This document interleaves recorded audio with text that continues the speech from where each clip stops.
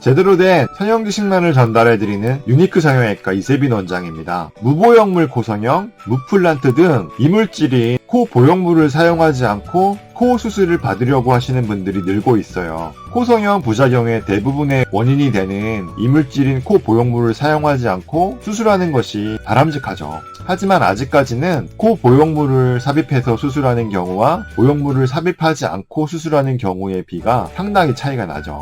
그 이유는 분명히 있을 거예요. 오늘 영상에서는 무보형물 코성형의 재료로 사용될 수 있는 자가 진피에 대해서 자세한 이야기를 드려볼게요. 피부는 얇은 바깥쪽의 표피와 두꺼운 안쪽의 진피로 구성이 돼요. 피부를 이식의 재료로 사용할 때는 피부 밑에 표피가 같이 이식이 되면 피 낭종 등의 문제를 일으킬 수 있어요. 그렇기 때문에 피부를 피부 안쪽에 이식하는 경우에는 반드시 표피를 제거하고 진피만을 이식해야 돼요. 피부의 평균 두께는 1.2mm라고 해요. 그렇지 않아도 이렇게 얇은 피부에서 표피를 제거하고 나면 그 두께는 얼마 되지 않겠죠. 이식 목적의 진피를 채취하는 부위는 우리 몸에서 피부가 두껍다고 알려진 엉덩이 사이나 볼기주름에서 6에서 7cm의 길이와 1cm의 폭으로 채취를 하게 돼요. 이 부위에서 채취한 피부에서 표피를 제거하고 진피만을 사용하게 되죠. 엉덩이와 엉덩이 사이의 피부와 볼기주름의 피부가 두껍다고는 하지만 콧대와 코끝을 올리는 용도로 사용하기에는 그 높이가 많이 부족해요. 그렇기 때문에 진피만을 이식하는 경우는 굉장히 드물고 진피 밑에 지방을 같이 붙여서 이식을 하게 되죠. 이를 진피지방 이식이라고 해요. 실제로 진피만을 이용해서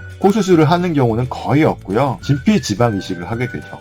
진피지방은 자가 조직이기 때문에 코끝에 이식을 해도 괜찮아요. 진피지방 이식을 할 때는 콧대에서 코끝까지 하나의 원피스의 긴 모양으로 이식을 하게 돼요. 자가 조직으로 콧대와 코끝을 한꺼번에 올릴 수 있으니 참 좋은 재료라고 생각하실 수 있겠죠. 아직까지 훨씬 많은 비율에서 콧대를 높이는데 실리콘 보형물을 삽입하는 이유가 있겠죠. 진피 지방 이식의 단점이 분명하기 때문이에요. 엉덩이와 엉덩이 사이, 볼기주름에서 지방을 채취한 후 아무리 샤프하게 저희가 조각을 해도 진피지방은 연조직이기 때문에 이식이 되면 퍼져버리겠죠. 펑퍼짐하게. 그렇기 때문에 콧대에 코 보형물을 삽입해서 슬림한 콧대를 만드는 것만큼 슬림한 콧대를 만들 수가 없어요. 콧대가 전체적으로 약간 뚱뚱해 보이는 거죠. 코끝도 대부분 보코를 교정하기를 원하시는데 연조직인 진피지방이 코끝에 이식이 되면 코끝에 보코가 오히려 더 커지는 경우도 많아요.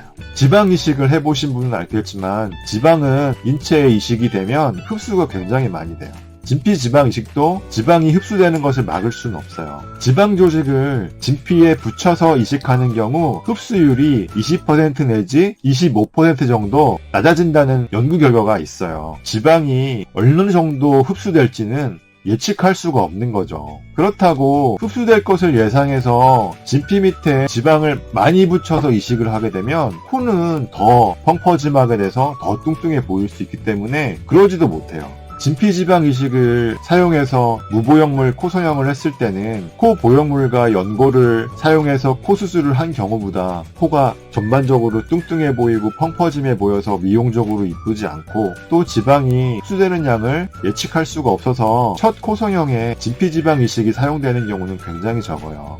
진피지방 이식이 사용되는 경우는 대부분 이물질인 코 보형물 때문에 더 이상 보형물을 사용할 수 없는 재수술의 경우에 한해서 사용되는 거죠. 자가 조직을 이용하여 코성형을 하는 것이 가장 바람직하죠. 자가 조직마다 분명한 제한 사항이 있어서 아직까지도 불안하지만 코 보형물을 이용해서 콧대 수술을 하는 거예요. 구독과 좋아요는 사랑이래요. 저의 이야기가 도움이 되셨다면 구독과 좋아요, 알림까지 꼭 눌러주세요. 지금까지 유니크 이박사 이세빈이었습니다. 감사합니다.